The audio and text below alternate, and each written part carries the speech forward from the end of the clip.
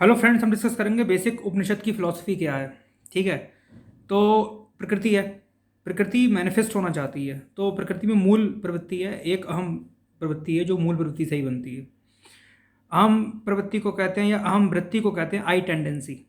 आई tendency means जब प्रकृति में से मैनिफेस्ट होता है और देह बनती है तो वो आई टेंडेंसी कहलाती है। ठीक है। अहम जिसको बोलते हैं अहम वृत्ति। तो ये जीवन आ गया, मतलब प्रकृति जीवन चाहती है। प्रकृति अपूर्ण है, प्रकृति पूर्णता चाहती है। और एक तरफ है आत्मा, जिसको हम परमात्मा बोल देते हैं, वो अलग है प्रकृति से। प्रकृति अलग है, परमात्मा या आत्मा जो है वो अलग है। हम जीवात्मा हैं। ठीक है। हम वृत्ति जो है ना वो जीवात्मा में कन्वर्ट होती है। जो मैं हूँ ना, हम इस समय हैं, आप हैं, वो सब जीवात्मा है। और हमें हम वृत्ति है, आई टेंडेंसी है, आई। ठीक है। और हमें पैदा किसने किया है? नेचर ने, प्रकृति ने। ठीक है। आत्मा अलग है, परमात्मा या ब्रह्म जो भी आप कहो वो सब अलग है। एक ही कैटेगरी है, आत्मा ब्रह्म एक ही चीज़ है। परमात्मा, आत्मा, ब्रह्म ये तीनों सिनोनिम्स हैं, कोई डिफरेंस नहीं है। ठीक है, ये आप ध्यान रखना। वो पूर्ण है, उसे कुछ प्राप्त नहीं करना है। हम अपूर्ण हैं। ठीक है। और अलग है। आत्मा, परमात्मा, ब्रह्म अनंत है, अचंत है। ठीक है। उसके चिंतन नहीं हो सकता, वो इन्फाइनाइट है। और वो अचल है, वो चल नहीं सकता। ठीक है। तो वो परे है, उसकी डायमेंशन ही अलग है। ठीक है, ये आप मान के चलो। तो आत्मा, परमात्मा, ब्रह्म एक ही चीज़ हो गई। और हम जीवात्मा हैं। प्रकृति ने हमें पैदा करा है, हम वृत्ति हमारे अंदर है। ठीक है। अब हमारा काम क्या है? हमारा काम ये है कि हमें जो जीवन मिला है उसमें हम अपनी चेतना का विकास करें। चेतना मीन्स कॉन्शियसनेस। अपने आप को पूर्णता का अनुभव कराएं। अब वो कैसे होगा? तो वो ऐसे होगा कि हमें जो है वो जो भी कर्म करना चाहिए, या जो भी हम जो जीते हैं जैसा भी है, वो ऐसा करना चाहिए जो हमको ऐसा हो कि ब्रह्म, आत्मा या परमात्मा के निकट ले जाए। अब आप कहे समझोगे ये क्या हुआ भाई बात? ये बात ऐसे हुई कि पृथ्वी है, पृथ्वी पे पेड़ है।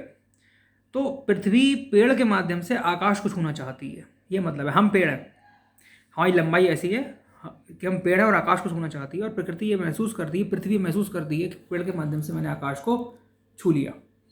प्रकृति माँ है, हम बच्चे हैं। तो बच्चा का जिंदगी भर माँ से ही चिपका रहेगा, माँ की गोदी में बैठा रहेगा ना।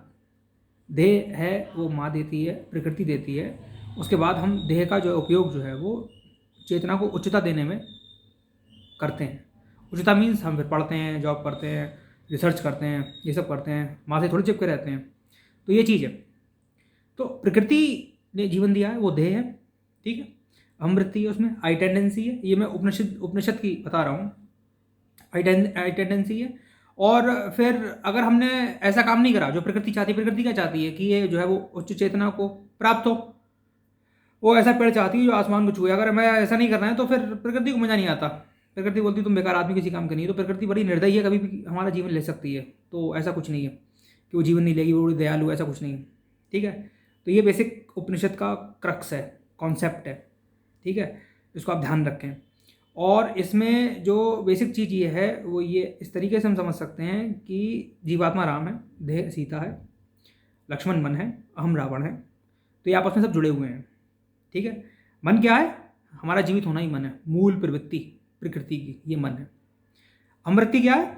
मैं, आई टेंडेंसी जो हमारी है वो अहम वृत्ति है हमारी, जो हम जीवात्मा जिसको बोल रहे हैं। ठीक है। और देह तो है ही है हमारी। तो राम सीता लक्ष्मण नहीं होंगे तो फिर गड़बड़ हो जाएगा मामला। तो राम सीता लक्ष्मण हमेशा एक साथ रहते हैं, यानी देह, आत्मा और ये आपका, आत्मा का मतलब जीवात्मा, देह, जीवात्मा और मन, ये तीनों एक साथ रहते हैं। हम भी है, रावण भी रहते हैं। तो इनमें क्या होना चाहिए? हारमोनी होनी चाहिए आपस में। रावण अपने काम से काम रखें और सीता, लक्ष्मण, राम अपने काम से काम रखें, आपस में ठीक ठाक रहेंगे। और जहाँ पे एक दूसरे को फिर इंक्रोच करोगे, गड़बड़ करोगे, तो फिर वो वॉर होगी। वॉर होगी तो क्या होगा? देह का नाश होगा। सबसे पहले देह का ही नाश होगा और कुछ ना होगा। तो ये चीज़ है उपनिषद की। मैंने आपको बहुत सिंपल वर्ड्स में समझाने की कोशिश करी है कि उपनिषद की बेसिक फिलोसफी क्या है। उच्चता को प्राप्त करना, चेतना के, चेतना मीन्स कॉन्शियसनेस। अरे हम जो हैं वही तो कॉन्शियसनेस है। उसको उच्चता की तरफ ले जाना। प्रकृति क्या चाहती है? ऐसा पेड़ जो आकाश को छुए। माँ क्या चाहती है? ऐसा बच्चा जो मतलब मस्त, बिल्कुल फर्स्ट क्लास हो, आईआईटी एम्स को क्रॉस करे और फिर रिसर्च करे और बढ़िया बढ़िया ज़िंदगी जिए। ये चाहती है, थोड़ी चाहती है ज़िंदगी भर मेरे पल्लू में बैठा रहे, ऐसा नहीं चाहती है। और मतलब अच्छे लीगल वे से काम करे, इलीगल वे से काम ना करे। कोई बात नहीं चाहेगी कि उसका बेटा जो भी इलीगल एक्टिविटी करे, नो, नेवर, कभी नहीं। तो ये प्रकृति माँ है। ठीक है। और हम लोग अपूर्ण हैं। हम वृत्ति हमेशा अतृप्त होती है, अपूर्ण है।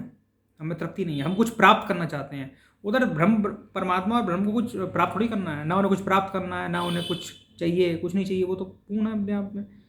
तो ये है बेसिक डिफरेंस जो मैंने आपको समझाया उपनिषद का, जो क्रक्स है। आपको समझ में आया होगा, मुझे पूरी उम्मीद है। आगे हम ऐसे ही और डिस्कस करते रहेंगे। Thank you.